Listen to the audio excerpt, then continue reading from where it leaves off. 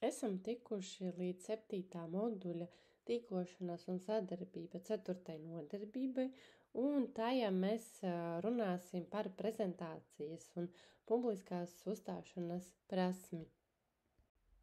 Šajā nodarbībā mēs padalīsimies ar praktiskajiem padomiem, kas jums var būt noderīgi piedaloties tīklošanas pasākumos vai runājot, uzstājoties publikas priekšā. Un mēs pieskārsimies 3 tēmām. Tās ir izskats un izturēšanās,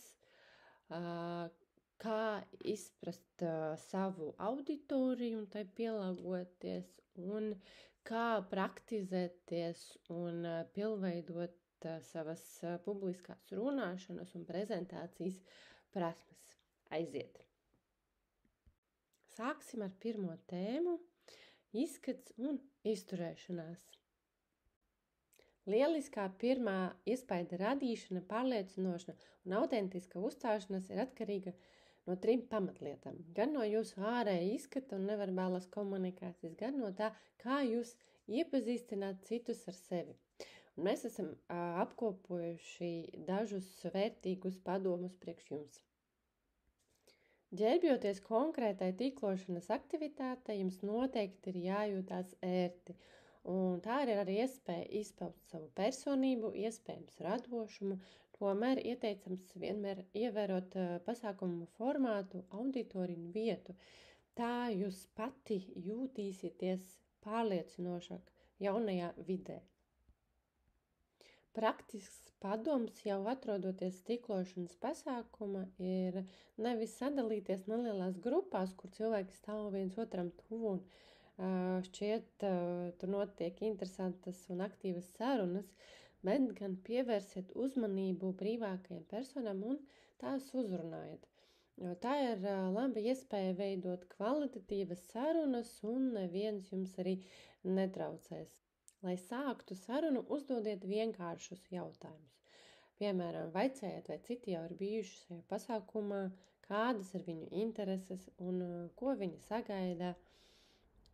Bet izvairieties no tēmām, kas var izrādīties sensitīvas, pārāk personiskas vai politiskas. Ja pasākumā tiek nodrošināta ēdināšana, tad cenšaties ēst ar mēru.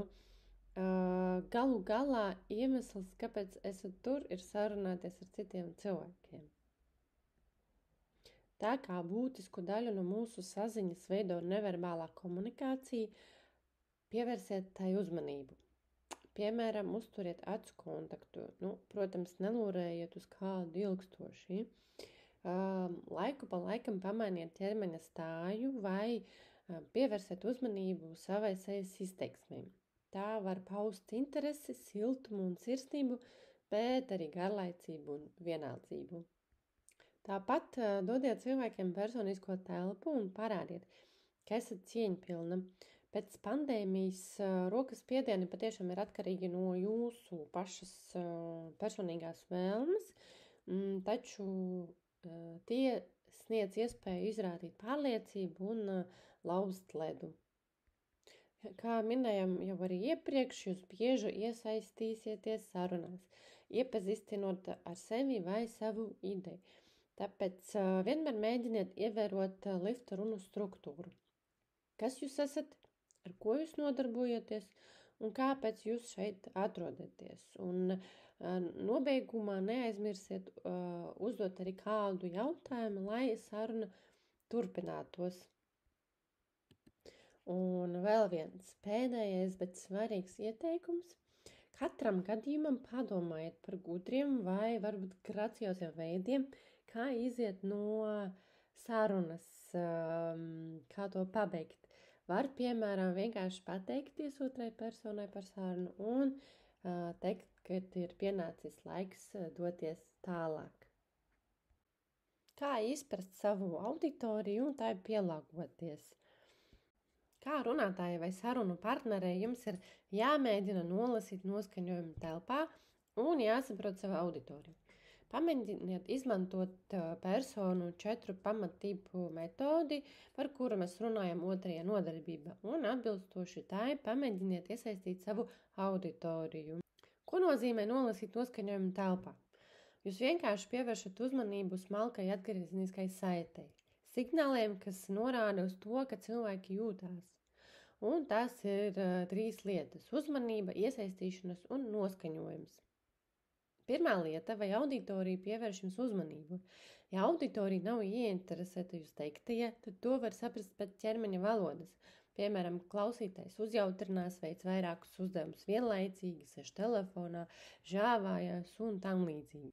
Otrais ir iesaistīšanās, un tā ir intereses un reakcijas līmenis, ko saņemat no saviem klausītājiem.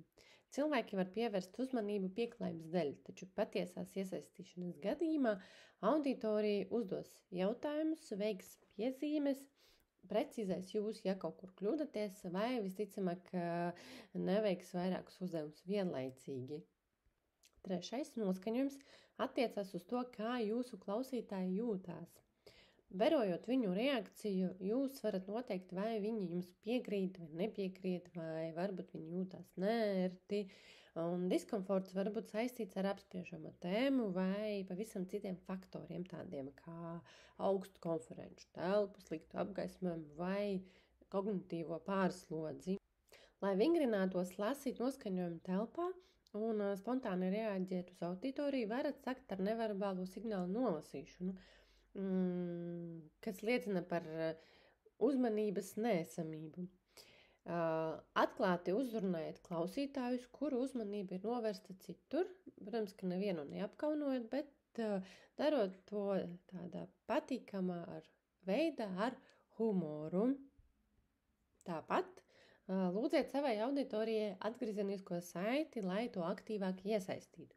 Piemēram, sarežģītas informācijas izklāstīšanas gadījumā ieturiet pauzi un patiešo uzrunājiet klausītājus. Vai arī ik pa laikam uzdodiet jautājumus vai arī rezumējot tikko teiktu un pajautājiet viņiem, vai varat turpināt runāt tālāk. Kā praktizēt un pilnveidot publiskās uzstāšanas un prezentācijas prasmes. Publiskās uzstāšanas prasme reti kuram ir dabiska, bet pastāv neskaitāmas iespējas to apgūt un pilnveidot atbilstoši savām vajadzībām. Lai gan universitātes inkubatori, inovāciju centri, profesionāla apmācību iestādes un daudz citi piedāvā plašu tiešsaistes un klātienes kursu nodarbību klāstu, jums ir iespēja meklēt arī individuālas personības apmācības. Un individuāls formats var būt piemērots tiem, kas vēlas risināt savus specifiskus uzstāšanas prasmes jautājumus. Labs mācīšanas veids ir arī analizēt lieliskus publiskus runātājus, cilvēkus, kas jūs ir iedvesmojuši un kuru uzstāšanas tehnika jums šķiet piemērota. Tāpat var mācīties ierakstot savas runas un pēc tam tas atskaņot un analizēt, vai arī praktizēties draugu un vienaudžu lokā. Un vēl viens veids pilnveidotis ir pamēģināt iesaistīties brīvprātīgajā darbā vai apmeklēt savas kopienas centrus. Ja. Sniedzot citiem palīdzības roku, var lieliski atvert durvis uz interesantām tikšanās iespējām, dažādiem viedokļiem un pats galvenais runāt publikas priekšā.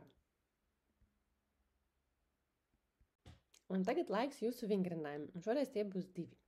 Pirmkārt, pirms doties uz lielajām skatuvēm auditorijiem, lai stāstītu par savu biznesa ideju, projektiem, jūs noteikti veidosiet savu tīklu mazākās grupās, konferences, semināros vai cita veida pasākumos, un tāpēc aicinam noskatīties 12 minūšu garu video, kas tika uzņemts Stanfordas biznesa augstskolas lekcijās par tīklošanos mazās grupās. Un tajā ir apkopoti un ilustrēti daži šodienas izrunāti jautājumi.